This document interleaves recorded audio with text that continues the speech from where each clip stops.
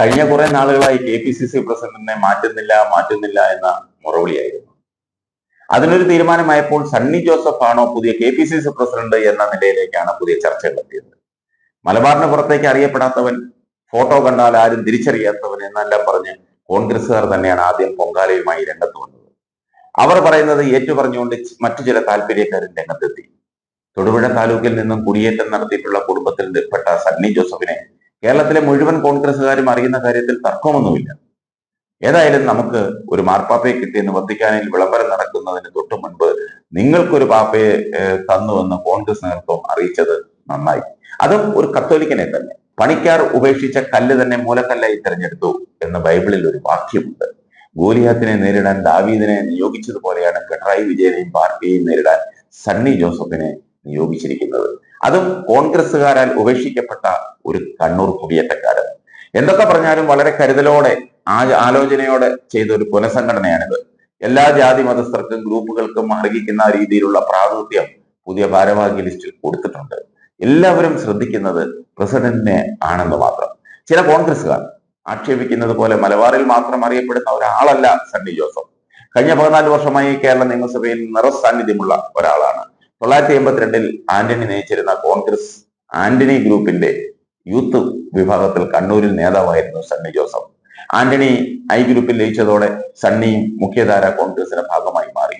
മട്ടന്നൂർ കോടതിയിലെ വക്കീൽ പണിയോടൊപ്പം കോൺഗ്രസ് രാഷ്ട്രീയവും തുടർന്നു. 80കളുടെ ഒടുവിൽ 90കളുടെ ആദ്യമായി കെ സുധാകരൻ ജനതാ പാർട്ടി വിട്ട് കോൺഗ്രസിൽ ലയിച്ച കാലത്ത് സുധാകരനുമായി ചേർന്നായി പ്രവർത്തനം. സുധാകരൻ DCC പ്രസിഡന്റായപ്പോൾ സണ്ണി DCC സെക്രട്ടറിയായി. സുധാകരൻ മന്ത്രിയായി മാറിയപ്പോൾ സണ്ണി DCC പ്രസിഡന്റായി. 2011 തെരഞ്ഞെടുപ്പിൽ മത്സരിക്കുകയും ജയിക്കുകയും ചെയ്തു.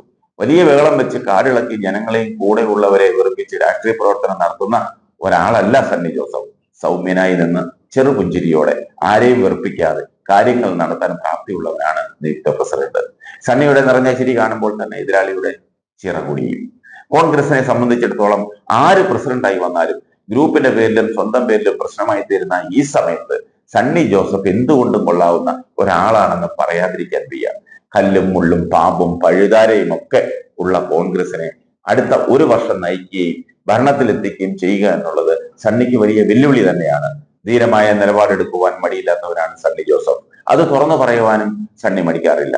കോൺഗ്രസിന്റെ ആജന്മ ശത്രുവായ KM മാണിയുടെ മരണദിനത്തിൽ തന്നെ സഹായിച്ച KM മാണിയെ ഓർമ്മിക്കുവാനും അത് തുറന്നു പറയാനും സണ്ണി തയ്യാറായി എന്നത് ചെറിയ കാര്യമല്ല. KM മാണിയെ ആരെങ്കിലും നല്ലത് പറഞ്ഞാൽ അവൻ പാർട്ടിയിൽ നിന്നും പുറത്തു പോകുന്ന അവസ്ഥയുള്ള കാലത്താണത്. തന്നെ KM മാണി സഹായിച്ച കാര്യം പരസ്യമായി സണ്ണി വിളിച്ചു പറഞ്ഞത്. സണ്ണി ആദ്യം MLA ആയി നിയമസഭയിൽ എത്തുന്ന കാലം കാര്യങ്ങൾ എങ്ങനെയാണ് ചെയ്യേണ്ടതെന്നെല്ലാം പഠിച്ചു വരുന്നതേ ഉള്ളൂ. അതിനിടയിലാണ് KM മാണി തന്റെ ബഡ്ജറ്റിൽ 10 താലൂക്കുകളെ പ്രഖ്യാപിക്കുന്നത്. സണ്ണിക്ക് ആകെ സങ്കടമായി. മാണി സാറിനോട് പറഞ്ഞിരുന്നുവെങ്കിൽ ഇരുട്ടിയിലെങ്കിലും ഒന്ന് കിട്ടിയനെ ആരോ പറഞ്ഞതനുസരിച്ച് മാണി സാറിനെ ഒന്ന് പോയി കാണാമെന്ന് കരുതി. സണ്ണി സമയം കഴിഞ്ഞ് നേരെ മാണി സാറിന്റെ അടുത്തേക്ക് വെച്ചുപിടിച്ചു. അവിടെ ചെന്ന് കാര്യം പറഞ്ഞപ്പോൾ മാണി സാർ പറഞ്ഞു, സണ്ണി സമയം കഴിഞ്ഞു പോയല്ലോ, കുറച്ചുകൂടി നേരത്തെ പറയേണ്ടതായിരുന്നില്ലേ എന്ന മുഖവരയോടെ സംസാരം ആരംഭിച്ച KM മാണി ഒരു പുതിയ താലൂക്ക് രൂപീകരിക്കുമ്പോൾ ഉള്ള ഭരണച്ചെലവും അത് ബഡ്ജറ്റിൽ എസ്റ്റിമേറ്റിൽ ഉൾപ്പെടുത്തേണ്ടതിന്റെ ആവശ്യകതയും എല്ലാം പറഞ്ഞ് ബോധിപ്പിച്ചു. ഏതായാലും സണ്ണി നിരാശപ്പെടേണ്ട എന്നൊരു വാക്കും KM മാണി കൊടുത്തു. ഏതായാലും ബഡ്ജറ്റ് ഉയർച്ചയുടെ അവസാന ഭാഗത്ത് സണ്ണി ജോസഫിന്റെ ആവശ്യപ്രകാരം ഇരിട്ടിയെയും ഒരു താലൂക്കായി പ്രഖ്യാപിക്കുന്നുവെന്ന് KM മാണി പ്രസംഗിച്ചപ്പോൾ സണ്ണിക്ക് പെരുത്ത സന്തോഷം. ആ സന്തോഷം സഹിക്കുകയായിരുന്നു. റവന്യൂ വകുപ്പിലും ധനവകുപ്പിലും കോൺഗ്രസുകാർ ഭരിച്ചിരുന്ന കാലത്ത് പലരും പലവട്ടം ആവശ്യപ്പെട്ട ഇരിട്ടി താലൂക്കാണ് കോൺഗ്രസിന്റെ ശത്രുപക്ഷത്ത് നിൽക്കുന്ന മന്ത്രി ചുരുങ്ങിയ സമയം കൊണ്ട് ശരിയാക്കി കൊടുത്തത്. സാധാരണഗതിയിൽ അങ്ങനെ ഒരാൾ ഒരു കാര്യം ചെയ്തു കൊടുത്താലായാലും KM മാണിയുടെ ശത്രു ആകേണ്ടതാണ്. അവിടെയാണ് സണ്ണിയുടെ വ്യക്തിത്വം. അത് തുറന്നു പറയുവാൻ ഒരു മടിയും കാണിക്കുന്നില്ല എന്നുള്ളത്. കത്തോലിക്ക സഭയെ സംബന്ധിച്ചിടത്തോളം സഭയുടെ നല്ലൊരു കുഞ്ഞാടാണ് സണ്ണി ജോസഫ്. സഭയ്ക്ക് അതീതമായി എല്ലാവരെയും യോജിപ്പിച്ചു കൊണ്ടുപോകാൻ സാധിക്കുന്ന ഒരാളും കൂടിയാണ് പുതിയ KPCC പ്രസിഡന്റ്. കോൺഗ്രസിനെ നാശത്തിന്റെ പടുകുഴിയിലേക്ക് തള്ളാൻ കൂട്ടുനിന്നവനാണെങ്കിലും KC ജോസഫ് പറഞ്ഞത് ഓരോ കോൺഗ്രസുകാരനും കേൾക്കണം. കേരളത്തിലെ കോൺഗ്രസിന്റെ അവസാനത്തെ വണ്ടിയാണ് 2026 കടന്നു പോകാൻ പോകുന്നത്. ആ വണ്ടിയിൽ ഇടം കിട്ടിയില്ലെങ്കിൽ ഇനി ജീവിതത്തിൽ ഒരിക്കലും കോൺഗ്രസിന് കേരളത്തിൽ ഭരണം കിട്ടുമെന്ന് വിചാരിക്കേണ്ട എന്നാണ്.